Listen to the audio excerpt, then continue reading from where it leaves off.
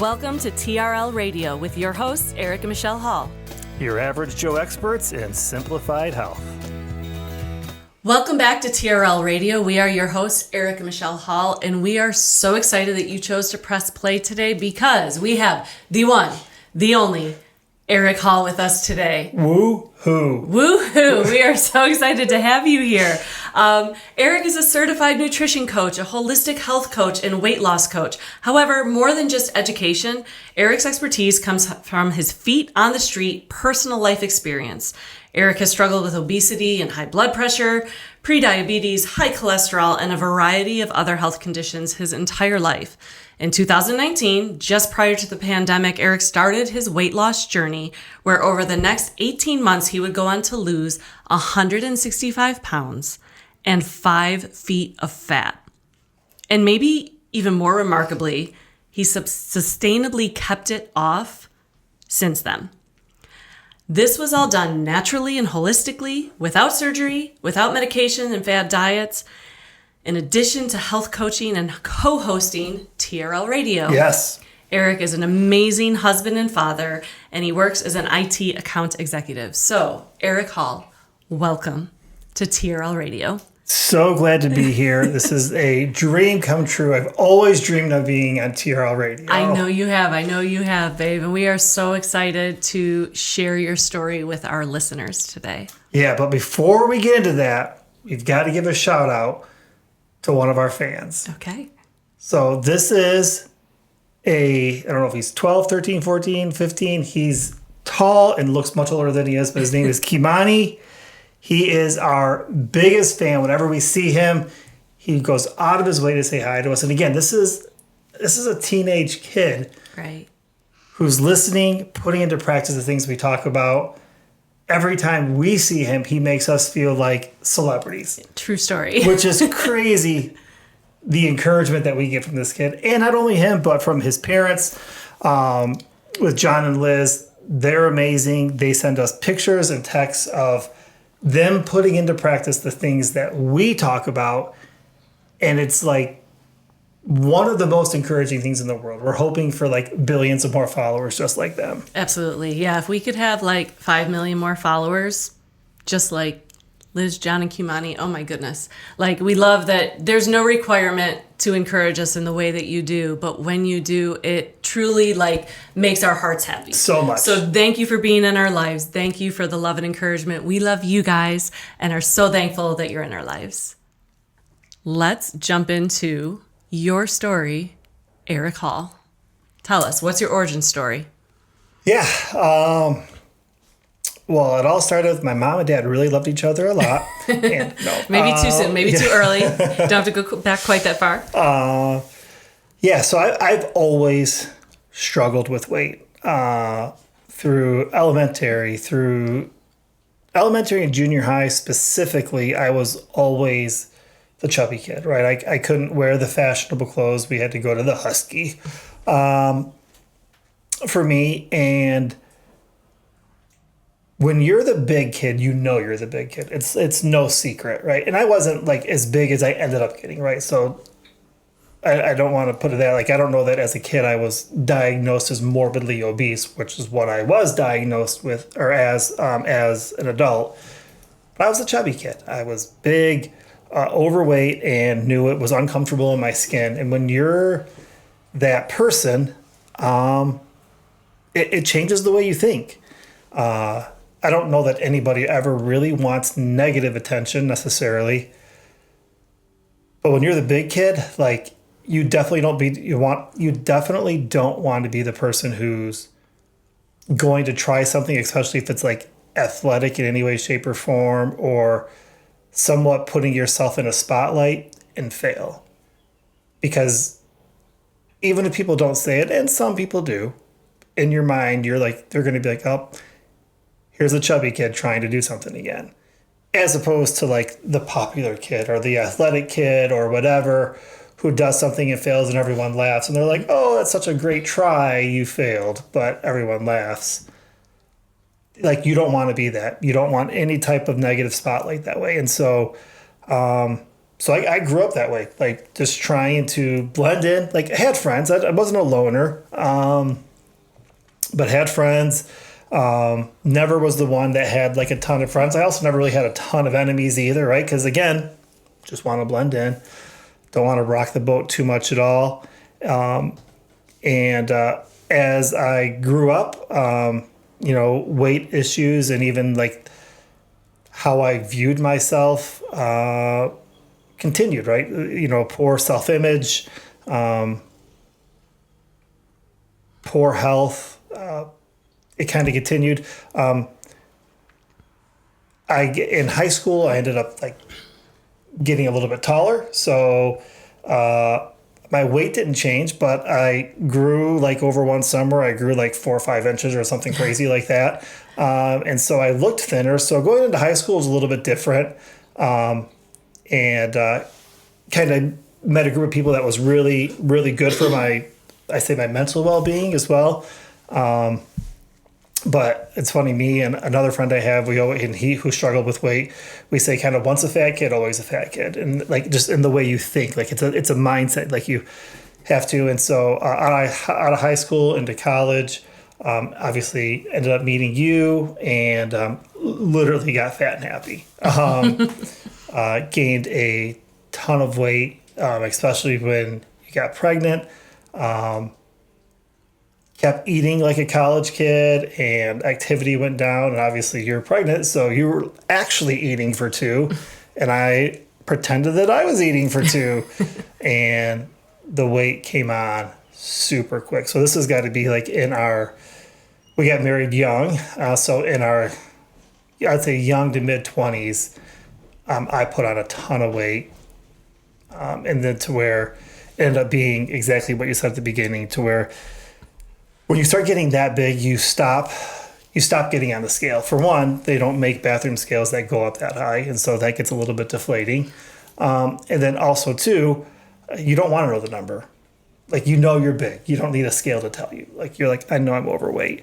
And so to where the biggest number I remember ever seeing on a scale, and it was a doctor's scale, was 330 pounds. I think I ended up probably weighing a little bit more than that at some point. Never got solid number on a scale higher than that, but 330 pounds was the biggest I ever was. And desperately wanted to lose weight. Like,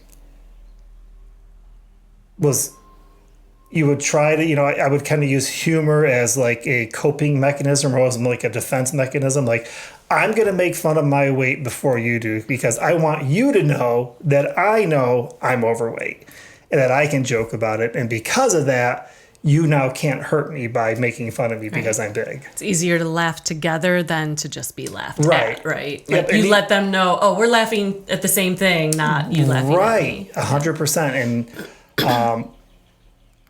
it kind of, in your mind, like, well, I'm going to take away that power that they have, right? So, and as much as like, I still didn't love the way I looked or how I felt, I'm like, okay, well, if I can do that, right? So, a lot of that, and tried everything. Whatever fad diet came across would try, So, this is back when, Atkins was a big thing. And again, no hate on any of these diet trends or whatever. Some of these things have really worked sustainably long-term for people.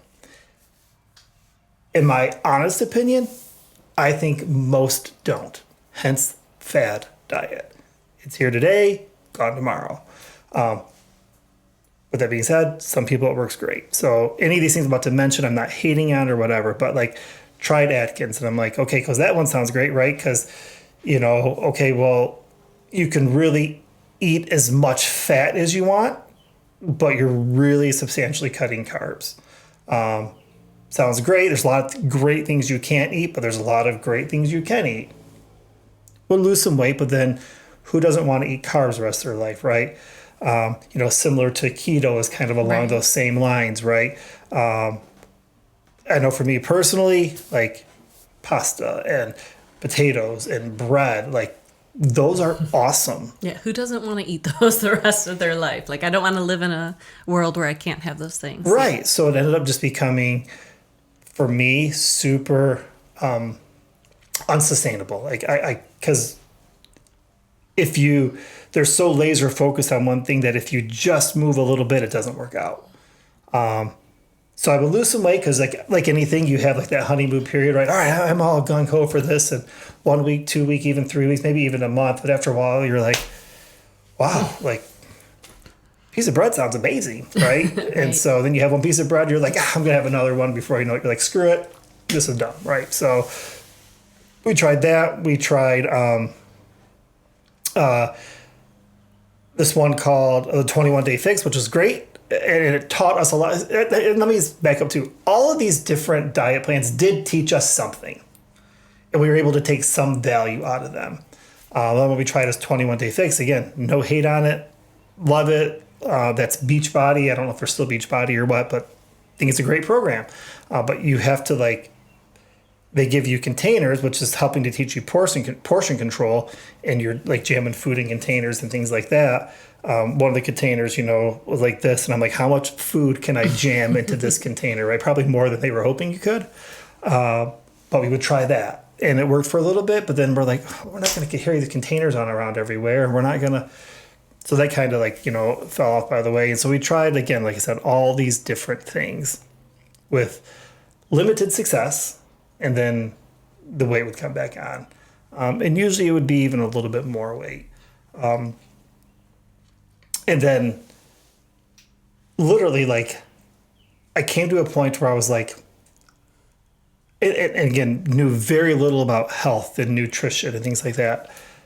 Of I don't even know if I've ever actually verbalized this to you, but I guess I'm just big. This is what I'm genetically predisposed to. My dad's big, not nearly as big as I was. And his dad, my grandpa, wasn't a small guy, but not nearly as big as I was. But I was like, well, maybe this is just me. Some people are healthy and have, aren't obese, and some are. And I'm just in the category of people who are. And this is just my life. And so I guess it is what it is. I'll do my best to not get any bigger than I am now. And so that's kind of where I was at until literally all resigned to be done with it. Okay, this is just my life. One day, so as a family, we love roller coasters. We love vacationing and whatever. So we were at local Darien Lake, local being we're in Western New York here. So Darien Lake here, Six Flags Darien Lake. Has this ride called the Superman ride. I mean, I've grown up riding roller coasters. I'm originally from Michigan, went to Cedar Point pretty much every summer, rode roller coasters, loved it. Family all loves roller coaster rides. Our youngest daughter, they're not her favorite, but she'll endure them just to be part of it. Yeah. So she doesn't want to be left out, so she'll jump on them when she can. Yeah. So we're in line for Superman, which the Superman ride, in my opinion, definitely the best ride at Six Flags Darien Lake. So we're in line for it, and it comes our turn. I get on the ride, and the roller coaster attendant or whatever, can't clip the buckle because I'm so big. The buckle is not going over my stomach. And this guy's trying as best as he can, right? This probably summer temporary help teenage worker, and he literally asked me as he was trying to do it, he was like, I'm so sorry. Am I hurting you? And I'm like, nope. And honestly, in my mind, I just don't want the embarrassment. Remember that fat kid mentality of I do not want negative spotlight. I'm like, I just don't want to have to get off this ride. Not only is it fun, but just the embarrassment, not only of all these strangers, but my wife, my kids, of I'm so big, I can't ride this thing. Well, that's what happened. The guy was really apologetic. I'm so sorry. He's like, I'm going to have to ask you to get off. And so I did, and kind of had I always call it the walk of shame off the roller coaster. And, afterwards, you were asking me well, what happened there? How come you couldn't ride the ride or whatever? And obviously explained it to you. And it was like maybe one of my lowest points where I'm like, wow, like what other things are going to start being removed from me that I love to do that I can't do because of my weight? You always hear like those or read those different Instagram posts of or social media posts of this is hard, choose your hard. Mm-hmm. Like, well, that one, being healthy is hard. And being unhealthy is also hard. Choose your hard. Well, being unhealthy started becoming like a hard that I did not want to deal with. Like, okay, I can't do this now. If I keep going at this rate, what else can I do? Where else what I won't be able to eat? When my kids have kids, will I even be around, right? So all this stuff. This was all right before COVID, like you mentioned, and obviously we didn't know COVID was coming. And so I talked to you, I was like, and you even said, you're like, we'll figure this out. Like, we'll change something. Well, lo and behold, sometime later, through the Instagram algorithms, Chris, got us. Yeah, it got us. It sucked us right in. It knew what we needed. And Chris Hemsworth was launching a new fitness app called Center. And if you've listened to this podcast at all, you've heard us talk about Center. And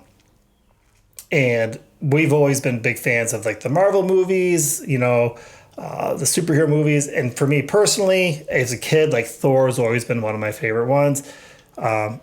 And the way that Marvel did it with Chris Hemsworth, we're like, this is great. So we've kind of always, and I say followed Chris Hemsworth as far as like social media goes, right?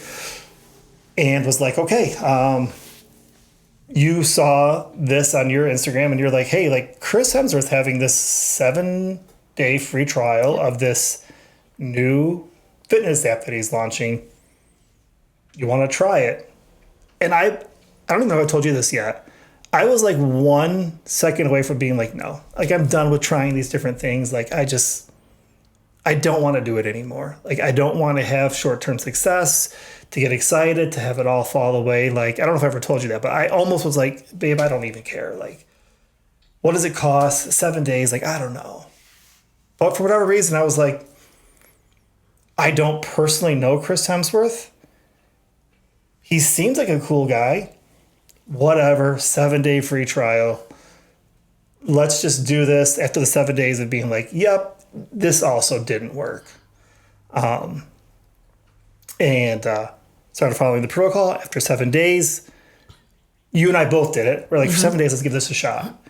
And I always get the numbers wrong, and I always look back, and I'm always like, in 7 days, I lost 45 pounds. And you're like, babe, you did not lose that much weight in 7 days. How much did I lose? I think you lost 4 or 5 pounds, and I lost like 3 pounds in a week. Again, if you've been listening, that's a big number to lose in a week. Right. Like we always say, healthy weight loss is 1 to 2 pounds a week. So if you're losing 5 pounds in a week, like, okay, that catches your attention. Yeah, so I lost, and to me, what was more important, because when I stepped on the scale, I was expecting to see nothing because it wasn't as hard as I thought it should have been for me to see that kind of weight loss in 7 days. And when I saw it, I was like, I don't feel like I worked hard enough to lose that much weight in 7 days compared to the other things that I've done, right, of exercising my brains out, right? Or not eating a specific type of food group that I love, right? Like, I was like, there's got to be something to this. Now, I didn't know what it all was, but that started this progression of this, after 18 months, 165 pounds and 5 feet of fat. And we actually did measure, so we're not guessing 5 feet of fat. We took the measurements, and yeah. And so very long story, but that's 90% of the origin story. Right. And I think, like you said a couple times, like you got to a point where you were like, this is just who I am. Like, there's no hope for me to be the athletic, fit guy. Like, I'm the overweight guy, and this is who I am. And even, and then before that huge change came of still having that thought, I think that resonates with a lot of people. Mm-hmm. I think, maybe I'm wrong, but I think a lot of us can feel that. Like, why even bother? Like, I'm going to put in some work, but I'm just going to be in the same spot in 6 months, and I'm just going to be frustrated, and I'm going to be depriving myself of all the cookies I could have eaten in that last 6 months. So why bother? So I feel like that's like super validating of like, yeah, we have all been there. If you are trying to lose weight, you've had those feelings of, why am I even doing this? This is just who I am. You just get tired of investing the resources into just being disappointed. Whether the resource being like, okay, well, I'm going to buy a new yoga mat and dumbbells. Okay, well, I'm going to join a gym and I'm going to pay for the year membership because it's cheaper to pay for the year up front and only to find after 30 days you never go back. I'm going to invest in the healthier food. I'm going to start buying this and that. And we all know that stuff's more expensive, only to be let down and be like, well, now I have less time, less money. I'm more frustrated and like I'm done with it. Right. That's exactly how I felt. So then I guess like you said, we tried everything. We tried all these different things, found center, lost weight in the first week. So what was the main difference with this? Why were you able to lose the weight and not only lose it, but keep it off? Like what was different this time as opposed to all the other times? Right. Well, going into it, I had no idea. It wasn't until afterwards, so after the massive weight loss, that I had to know. I'm guessing most people probably would, but like I was like, why? Why?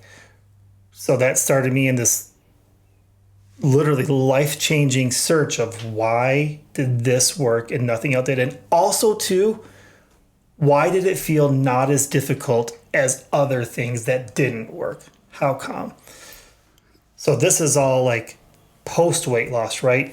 Of doing the research, reading the books, going back to school, of listening to the podcast, of understanding why this actually worked, of being able to listen to. Also, too, side note, this is a huge advantage of podcasts out there, and even books, but of podcasts. Like, I've been able to listen to world-renowned doctors talk about these things that are top of their field, not just in the United States, but globally, who have wrote New York Times best-selling books, where they're able to share their decades of knowledge in a podcast, and where you can take it and say, I can apply that. That makes sense. So all that's like to say, like, that's such an amazing resource. And that's not just available to me. Like, that's available to like everybody who has access to a cell phone.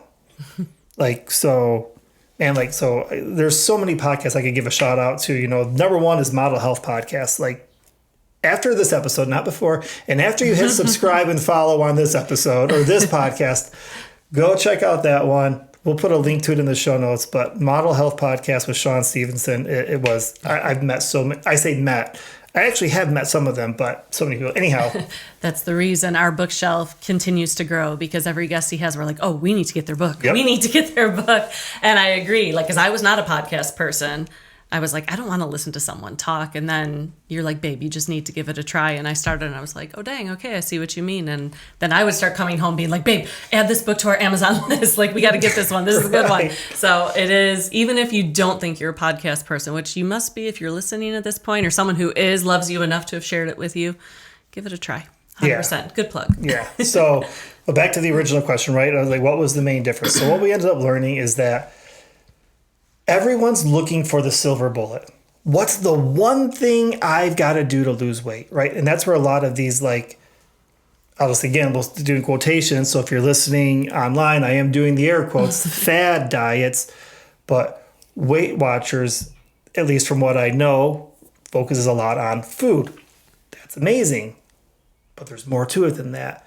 A lot of these weight loss programs focus on food or a food group, or we're going to cut out carbs, or we're going to cut out meat, or we're going to cut out vegetables, or we're going to cut all these different things. They have like this one, like, we're going to focus on this one thing. And the secret that shouldn't be a secret when it comes to health, and this actually almost sounds deflating, but it actually isn't. It's empowering. There isn't one thing.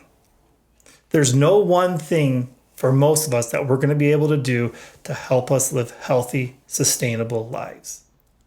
It's these little micro changes that you make, that you stack on top of each other, that start building this huge momentum where you start seeing big changes.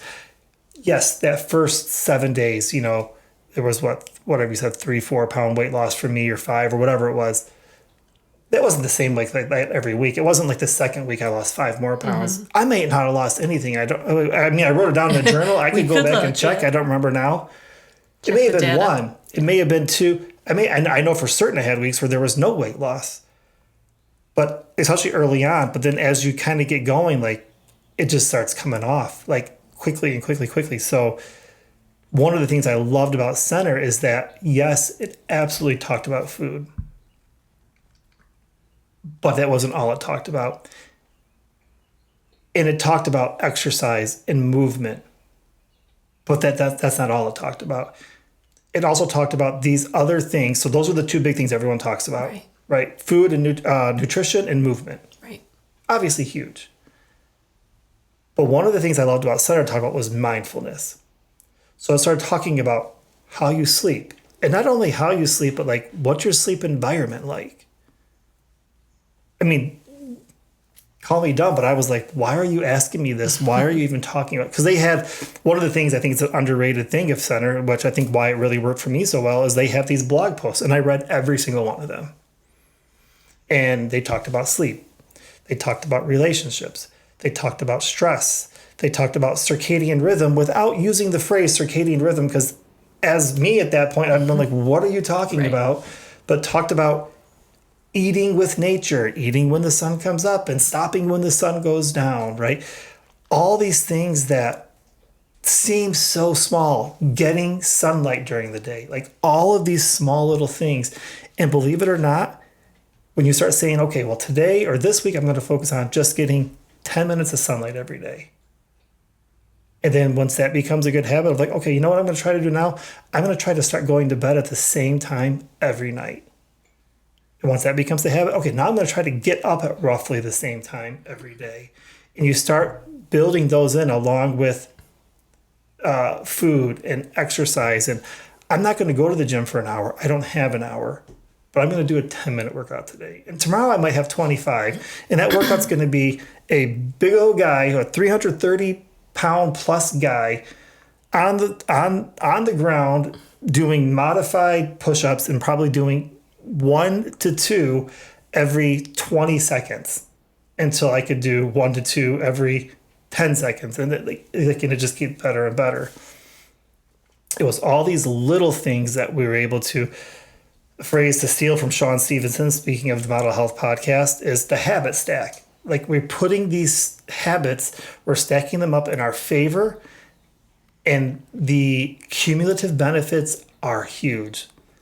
Also, what's great is that since it's not based on one thing, if you, and I say mess up, if you don't eat great one day, you have all these other habits that you've built in that are there that, like, we got you.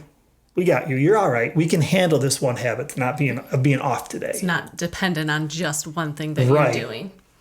You have multiple small, consistent changes instead of one overarching, we just threw out everything in our kitchen and we're only going to eat kale and carrots for the night. Then you stop eating those kale and carrots, and guess what? The weight comes back. You start eating, I'm going to have, it's Friday night, it's movie night for our family, we're going to have a pizza. Well, and your diet's out the window now, right? Also, too, the whole term diet, like, I don't like it. Like, the first 3 letters of diet are DIE, and that's how you feel when you're doing a diet. You feel like you're dying. Right. One of the things that Center, and again, this isn't necessarily a big commercial for Center, right? More of like the things they taught. Now, again, love the program. Highly endorse it. So much so we'll put a link to Center in the podcast show notes. But it's these things that they taught that are just rudimentary. Hence, like, I have like our rudimentary life, quarters about these basic, simple things, right? Of whole food nutrition, of getting away from ultra processed food. So the recipes that we would learn, that we put together, were just regular food. We made everything from home. Very little came from a canner box. It was ingredients. We always joke at our house, we're an ingredient house. Part that stings about that is if you want a quick snack, you probably got to make it. Unless You we had to made it think ahead of about time. that quick snack 3 days ago and made it for the week. Yeah. Yes, right. So it was things like that of just, hey, basic movement, doing something little every day. So it was these things. And I think one of the biggest things that for me, that why it stuck is that it wasn't just me. We've talked about this before, at least I think we've had. After that first week, you lost some weight, I lost some weight. Both of us were like, this is bonkers. We didn't cut off our arm to lose weight, and yet it still came off. Mm-hmm.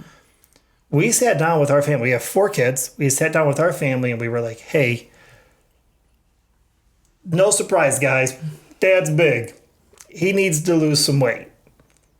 We started this program, and it's even weird to call it a program because it's not really a program. We started this center app, this fitness app, and we got access to a bunch of recipes, to these workouts. Like, we're going to try and do them, and we're going to try to stick to it as best as we can. And we're going to follow the recipes it tells us to follow each day, and we're going to do the workouts it tells us to do, and we're going to try to implement some of these other practices that it talks about. And I know that I'm very blessed to have you who was like, yep, let's do this. And our 4 kids, all of them, different tastes, different ages, different genders, were like, yeah, Dad, we'll do this with you. And so if you look through like our Instagram, like you'll see videos of us and our kids working out, or of us having dinner together as a family. And we tried some new recipes, and some of them really missed the mark. We're like, this one we're not making again. It was not good. Right. But 95% of them were really good. And so having the family on board, not doing it by myself, was another massive thing. I think, to answer your question, why did that one stick? It wasn't just Dad. Well, here's dinner, but Dad's not eating any bread or any carbs. Or here's dinner, but we got to make the special thing for Dad. Like, we did it together. Right. No, that makes sense. Relationships are a huge part of health, and that's one aspect that people don't typically look at. You try and do it on your own. You're like, okay, I got this. I'm gonna, and you need people, you need community, you need someone there doing it, not only cheering you on, but doing it with you. Not that you need that, because there are people that can do it without. So I don't want to say that you have to have a person or else you won't lose weight. It becomes monumentally easier. Yep. To do it when there's someone down in the mud doing it with you, when That's it. You don't want to get up at 5 something in the morning to work out, but they're like, hey, but I'll do it with you. Okay, at least I'm not trying to get up on my own. Yeah, we all go further together. That's it. 100%. Yeah, we all do that. And I'm lucky enough to have you as one of those people for me. Our kids, I have my friend Frank, shout out to him. Like, I have a couple people who I'm able to work out with, and especially when it comes to at home, like eating together, that can be hard. And to having or trying to eat healthy alone can be very hard. Doing it together, man, so much better. Absolutely. So obviously, we've all seen the transformation. We've talked about like the weight loss, all of that. Obviously, that was the goal, right? To lose weight, get healthy. What else did this transformation do for you, like on a personal level? Like what else happened because of the weight loss, right? Like obviously you can ride on roller coasters now. Right. So yes. That was a huge thing. It was like, okay, yes, the weight loss, but the main goal started because something you wanted to do, you couldn't do because your weight got in the way. So I assume I know the answer to this, but I want our listeners to hear, what other doors were open that you thought were closed permanently?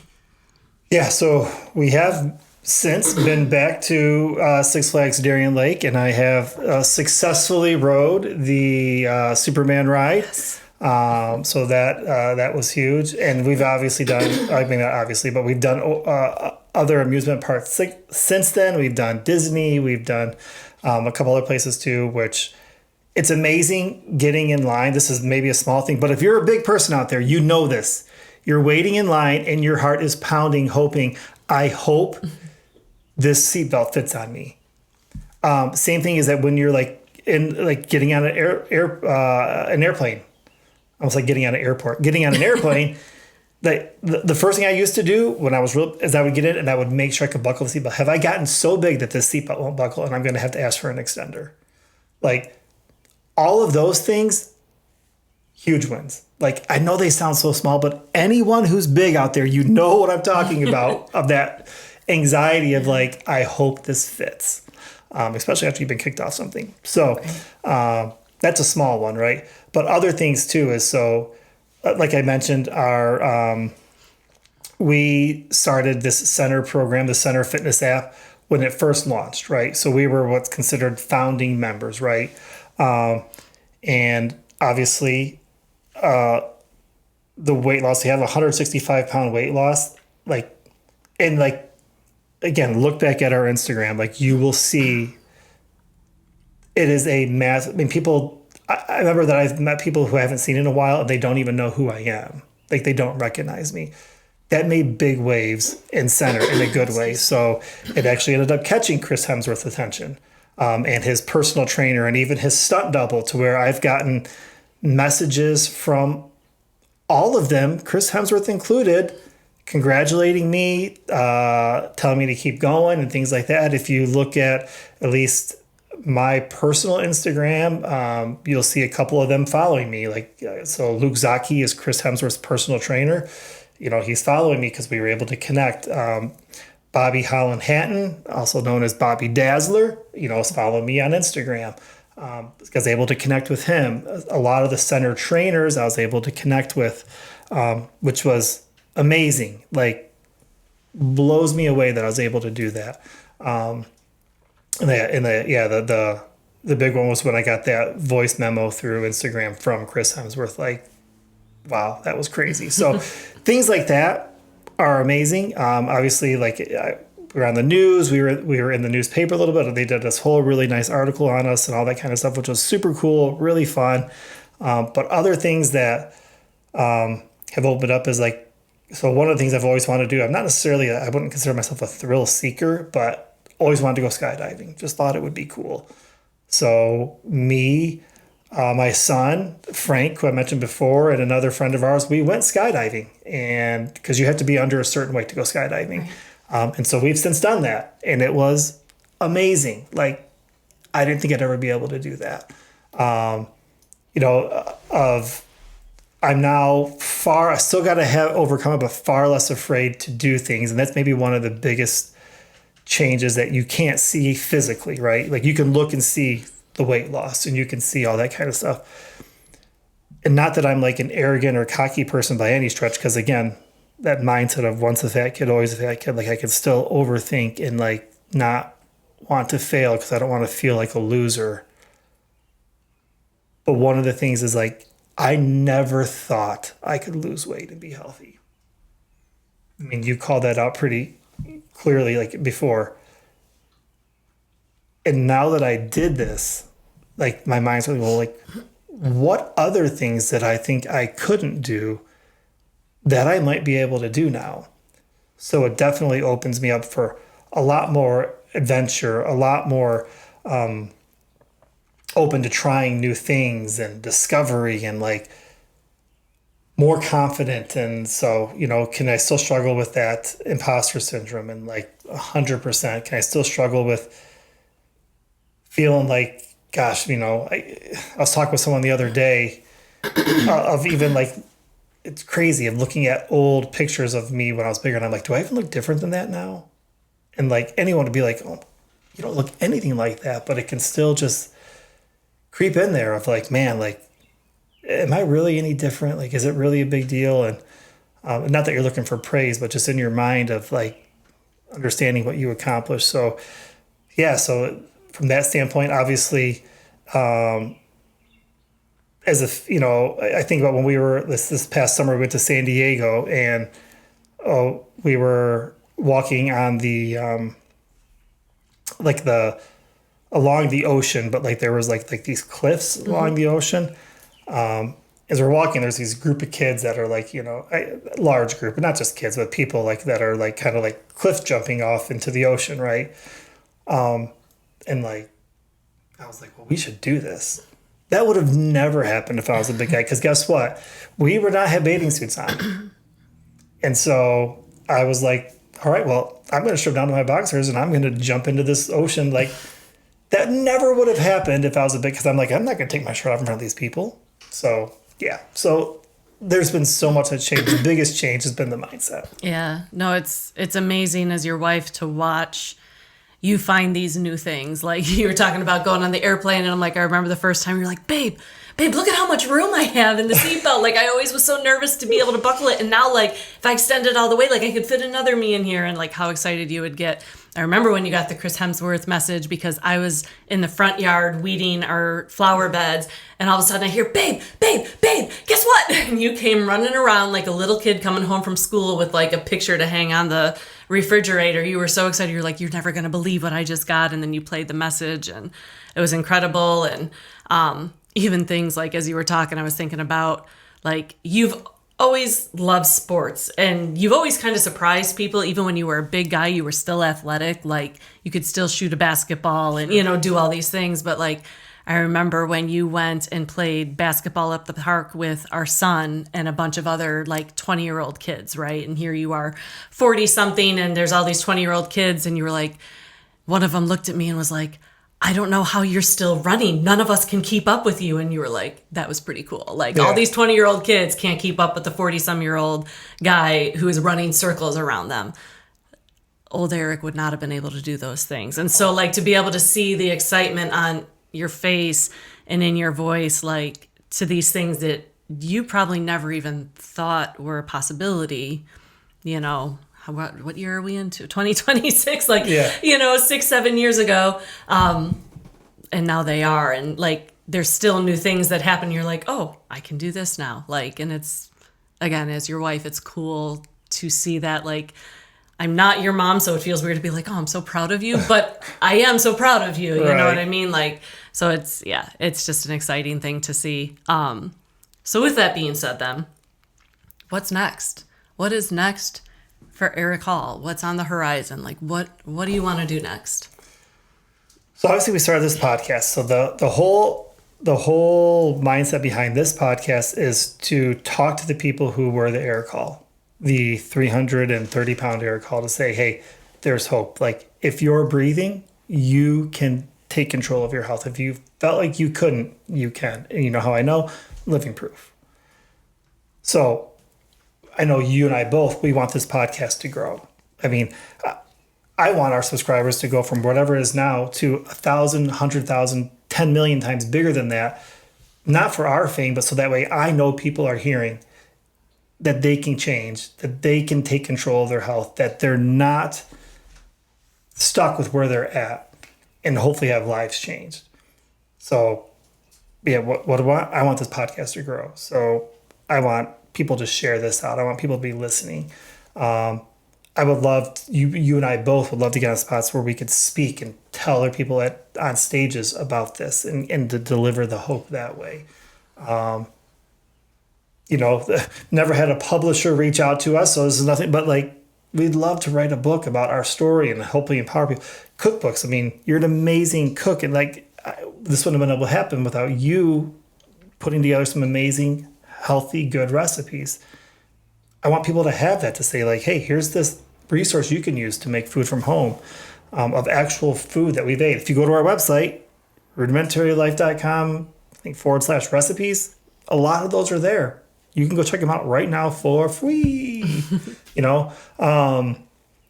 So we want to get the word out more and more.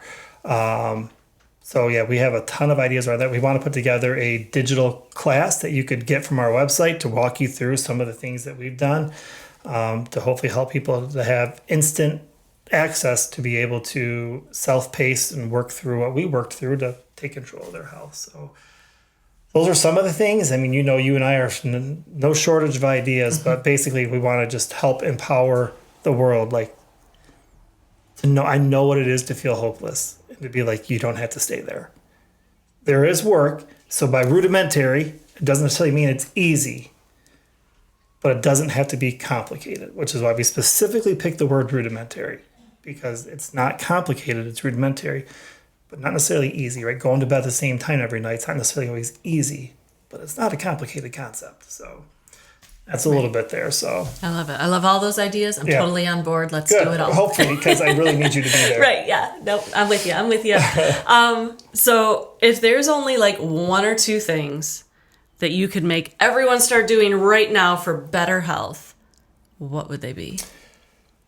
Number one would be invest in your relationships.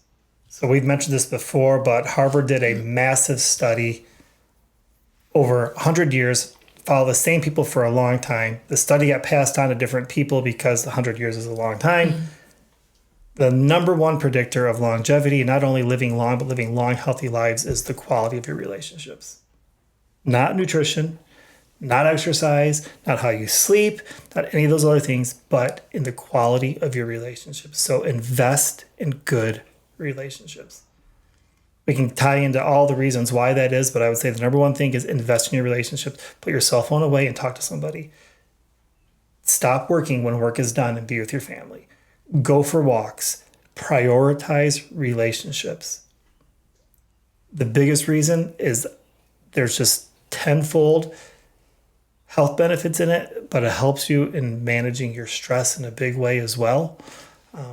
But I'd say that's number one. And the number two thing I would say is simplify your food. And by that, I mean, get out of the boxes, get out of the bags, single food ingredient. What are the ingredients in an apple?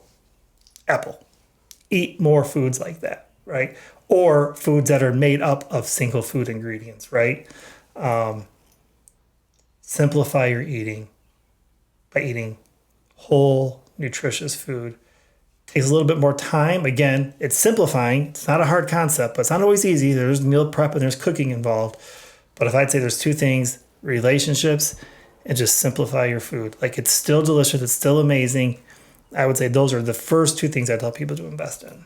I love that, because it's not the first two things you would think, right? It's not like, oh, well, just, cut out all processed foods and exercise 6 hours a day. Like, nope. That's not it. Nope. So, yeah, both great things, but I would say start with those two, right? And just wherever you're at on the scale, I don't even mean scale like weight, but I mean like on the scale of, 1 to 10 of like, well, or say 1 to 100, 80% of my food is ultra processed. Well, move it to 70 and then slowly move it to 60. Don't go from 80 to 0 because you won't be able to stick with that.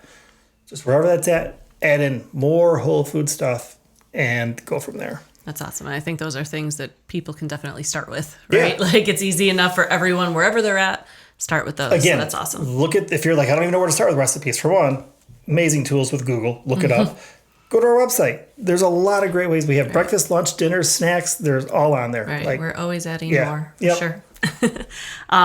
With that, as much as this has been an amazing interview, an amazing episode, it's time to wrap it up. Unfortunately, it's been great. Good job, babe. But as you guys know, we always end our episode with a rudimentary ritual and a recipe. So before we get to the recipe, share with us, what is a rudimentary ritual that is important to you? Speaking of relationships, right? So with that, of going to bed with as few close relational problems as possible. So make the close relationship I have is with you. I want to make sure when we go to bed, there's nothing between us. Maybe there's things we have to figure out the next day, right? Doesn't mean every problem is solved. But when I go to bed, I'm like, hey, are we good? And you're like, yeah. And you're not just saying yeah to shut me up, but you're like, no, babe, we're good. That we can both legitimately say, all right, I love you. Good night. We don't have all the answers. We got some things to talk through, but we'll figure out in the morning. But you and I are good. That is something that is a must for me. I'll sleep terribly if not. So that's a must.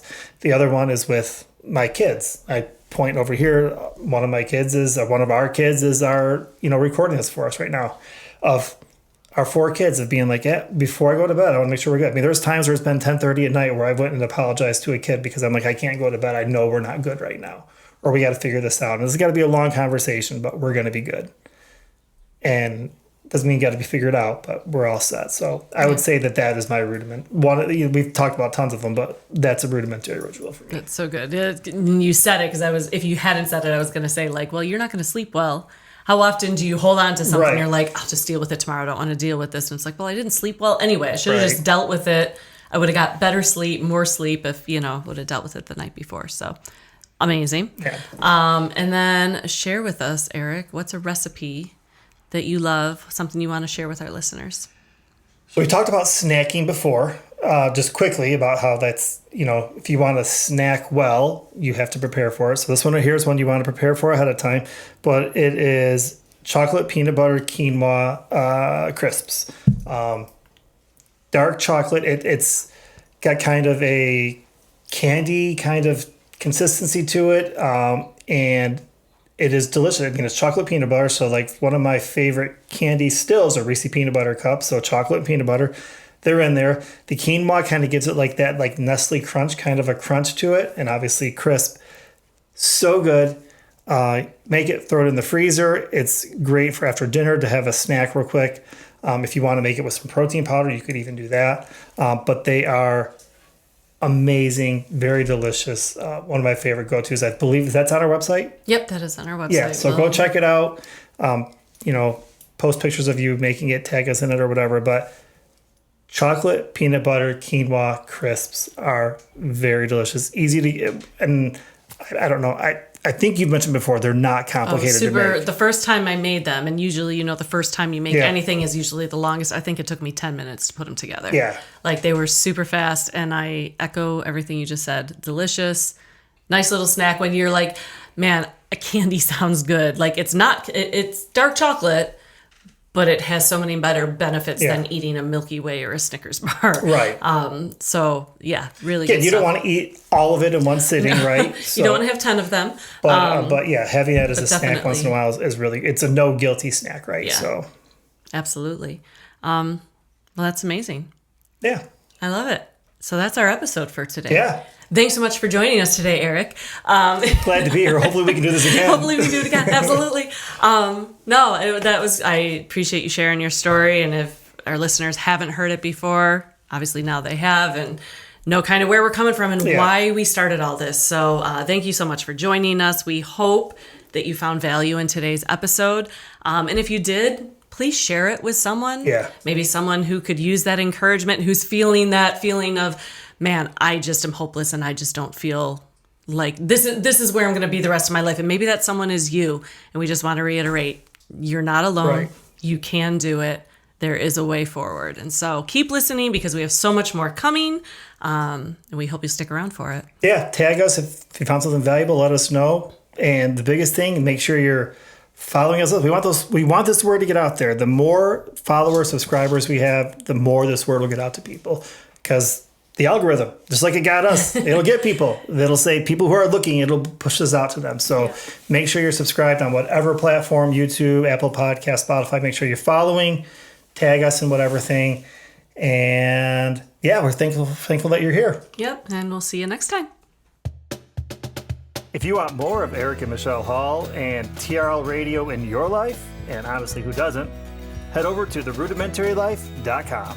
There, you'll be able to find all the things, show notes, videos, step-by-step instructions for each recipe, more ways to connect with us and join in with whatever shenanigans we're getting into.